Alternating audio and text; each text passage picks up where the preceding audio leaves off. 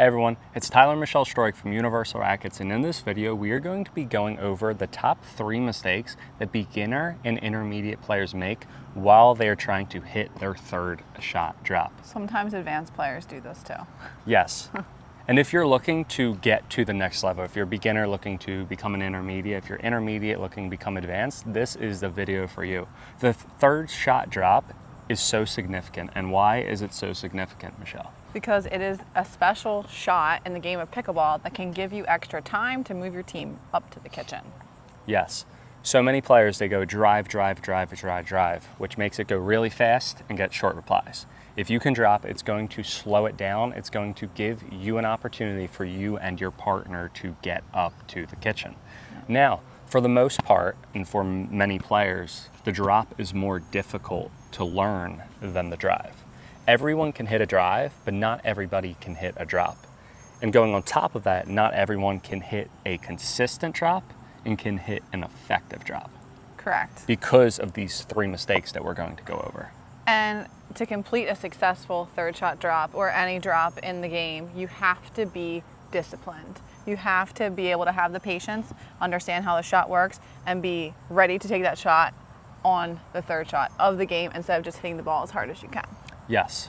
So if you stay tuned for this whole video, you're going to again learn the 3 mistakes that many players make, and then also you're going to be able to improve your drop regardless of level. So should we get started? Yeah. So what is the first mistake that players make on their drops, Michelle? The first mistake is, I think that everyone understands the concept. You want to drop the ball right into the kitchen, and they think that it just is as easy as throwing a beanbag into a cornhole. And they understand the concept of the shot, that they want to drop it into the kitchen, but there are a couple mechanics that go into it. So if you just kind of went out onto your court at the public courts and you started playing, someone said, oh, you should hit a drop shot. You're like, maybe I should, let's try it. You're gonna miss out on any type of accuracy and consistency in the shot. So the first thing that comes along with that is understanding when you want your paddle to touch the ball on the drop. Yes.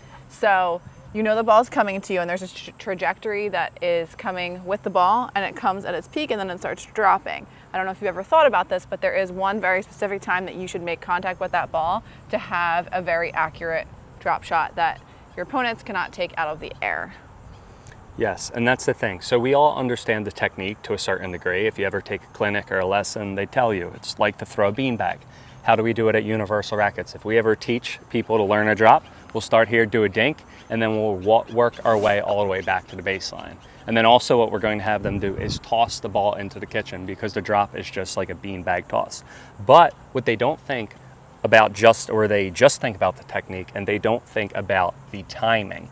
And where do you want to make contact with the ball on your drop?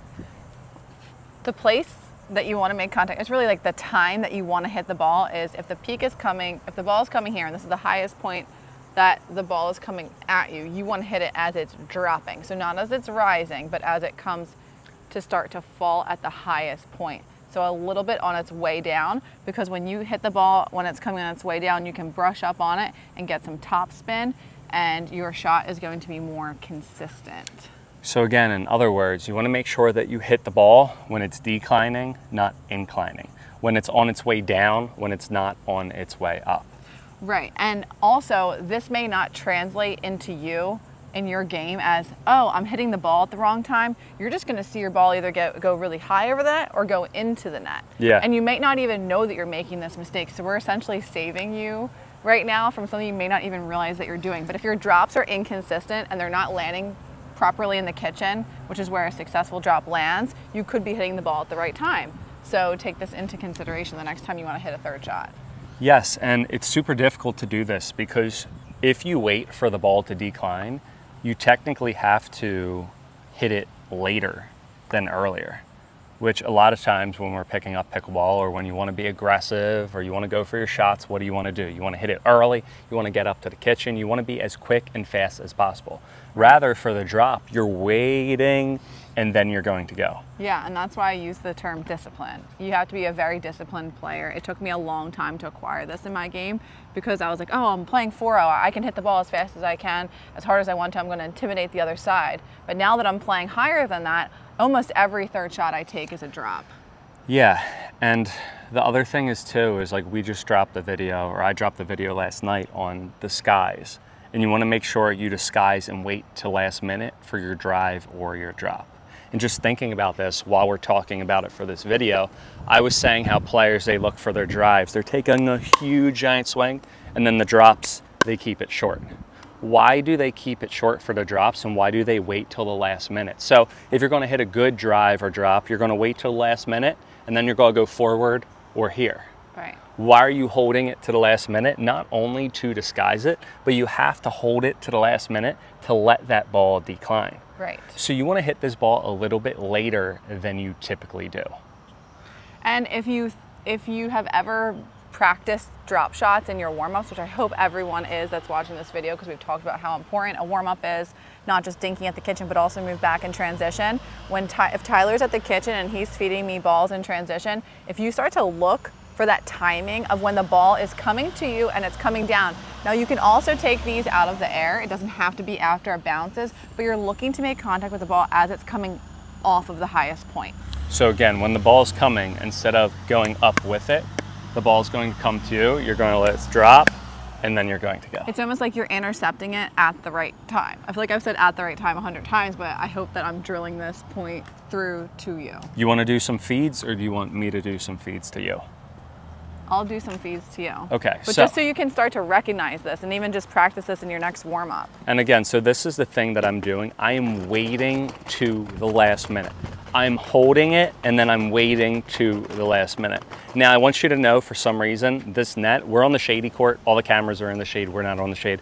But this net is a little bit lower. Clearly, that's higher, but we would rather have shade and make sure our phones don't overheat rather than a hot, sunny court. So the net's a little bit low, but that's okay. So talk about the ball as it's coming to you. So when the ball's coming to me, watch, this is what I don't want to do. I don't want to move up to it.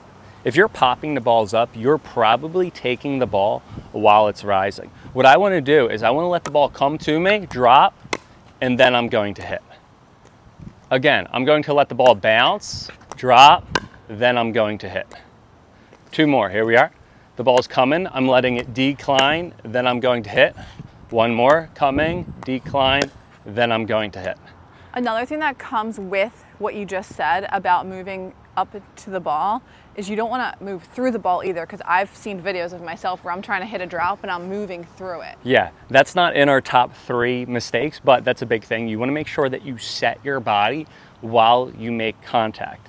And that's a big thing, I think, for myself, because I'm a tennis player, and in tennis, you always go off your back foot. For the drop, even though you're letting the ball come back to you, you still want to set up shop and go forward. So here we are, the ball's coming, it's going to drop again, then I'm going to go forward, and I'm pausing my body. I feel like this is like a secret magic tip. I remember when Max is the one who taught me this, told me this, and I was like, what? It was like a light bulb off in my head. Why are my drops awful, and how can I fix it? It's like, Michelle, just hit the ball as it's coming down. Yeah, that's it. And it's so easy. I'm telling you, when I first got taught this tip, I think you told me because it worked for you. Yeah. It's like, okay, yeah, whatever, like I'll try it once. And I tried it, I thought about it real quick, and I was like, okay, this does nothing. But then I had trouble with my drops, and then I thought about it again, and it just slowing myself down for myself personally, which in return makes the ball drop instead of go up to it. This will change your game. You want to actually feel, like for myself, I feel like there's a little pause right before I go for the shot. Yeah. So that's the first thing. Again, let the ball decline rather than incline. If that's too difficult, that's okay. Just wait for the ball a split second longer, hit the ball a little bit later. Now, the second thing that we're going to go over is, in my opinion, players, they just try to get it in. They don't want to miss. They don't want to pop the ball up in there. So what do? They get tight, they get nervous, and they try to shorten up their swings. And in pickleball, you have to make sure you fully follow through. A good drop is a full follow through. And this is where the beanbag toss, in my opinion, comes in so in handy, because think about it. If you're throwing a ball or a beanbag toss and I throw the ball, right? If I throw the ball and I stop at contact, watch what's going to happen. Pretend the beanbag's over there. Here we are, right? So I stop. Look, it's not going to be good. For me to get that distance and for me to cover ground, I have to fully extend and follow through. I have to fully let it go. So in pickleball, and I say this in every other video, but it makes sense, to gain control, you have to give up control. If you want to get a good drop, You have to let your paddle do the work. You can't just try to get it in. Do you want to show them what it looks like when players just try to get it in? Yeah. Okay, so players are just going to try to stop at contact, right? So you see myself, Michelle up at the kitchen, okay? You're that beautiful lady over there, okay? Or guy, ready? And what are you going to do? You're going to try to just stop and just try to get it in. And what's going to happen? That's a really good one, but you're going to actually pop it up or the ball's going to go. Also, in. I'm gripping it really tight too because I'm nervous that I'm going to miss it.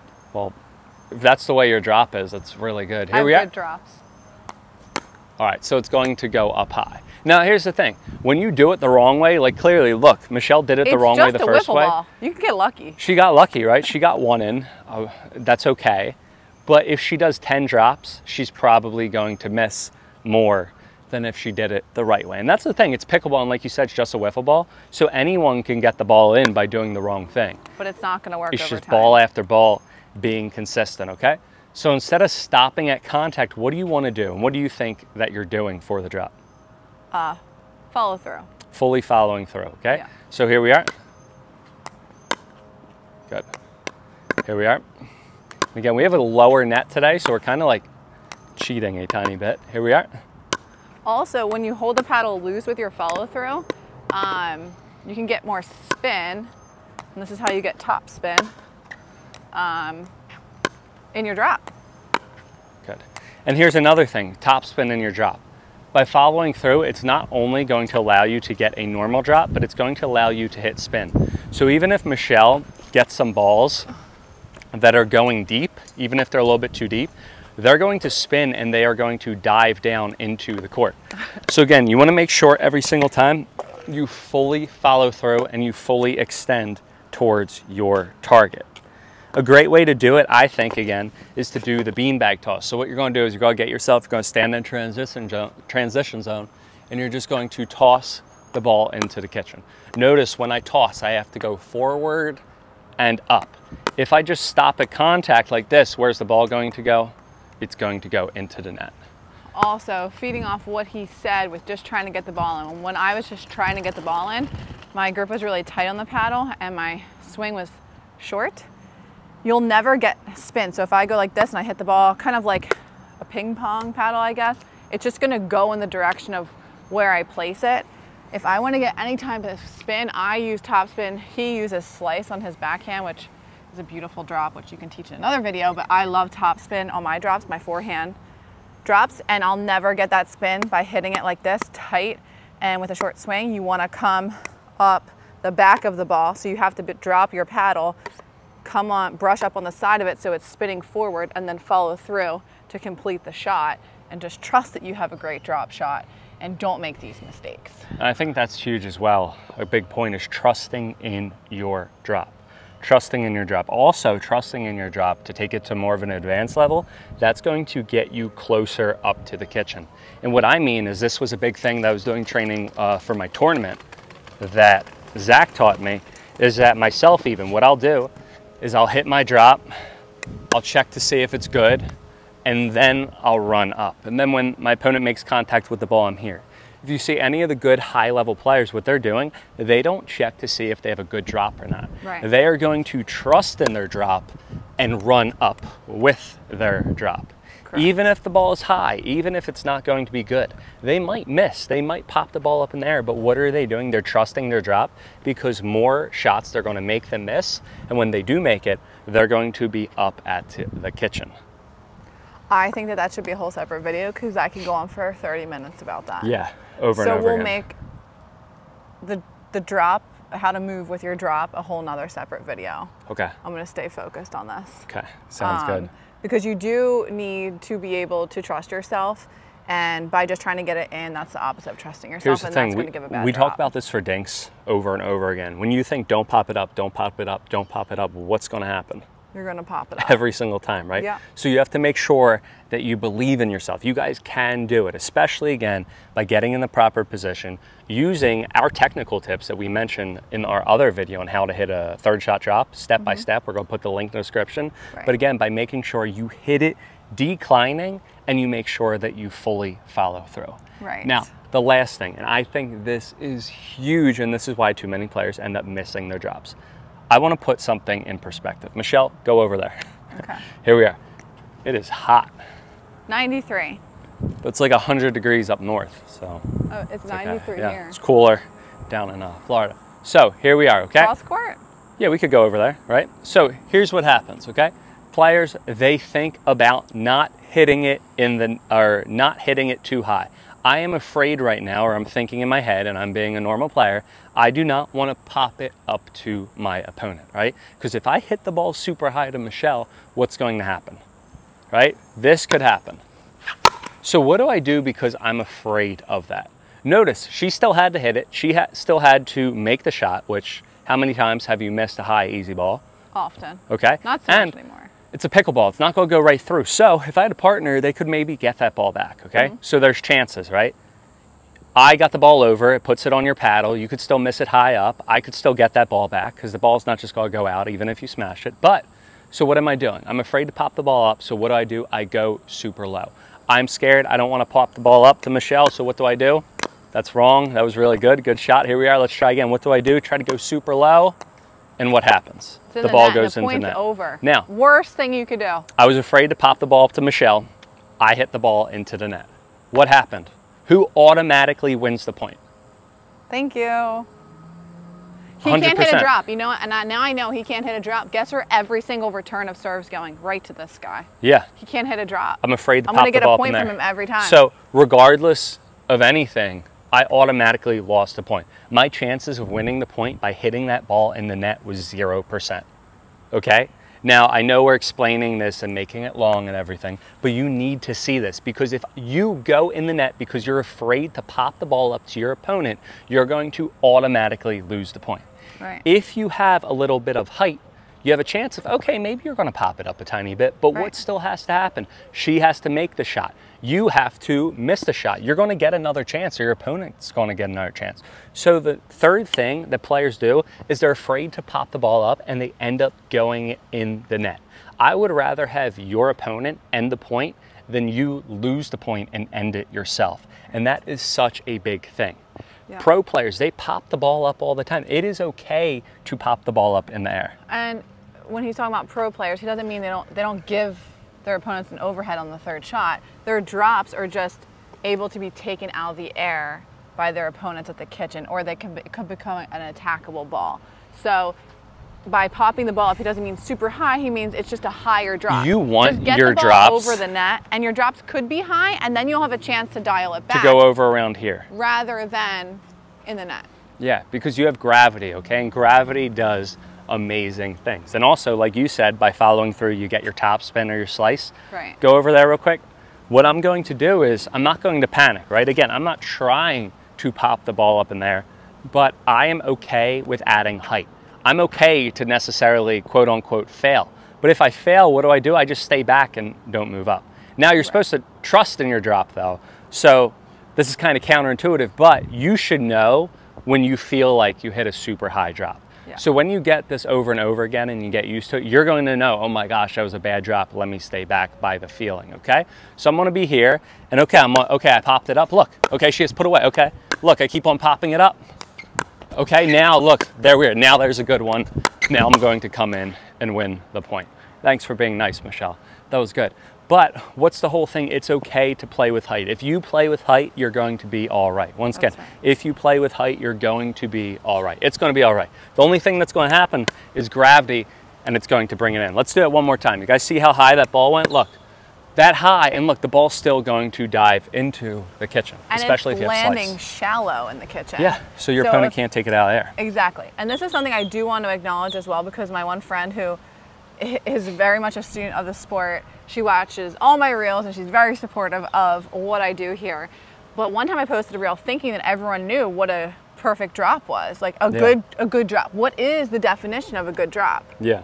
And the answer to that actually is, because it was a reel and I was hitting a bunch of drops, I was like, this one's not good enough, this one's not good enough, this one's good, now I can move up. How do you know when you're supposed to move up? And the answer is, a good drop is one that lands in the kitchen and that your opponent is not able to take out of the air.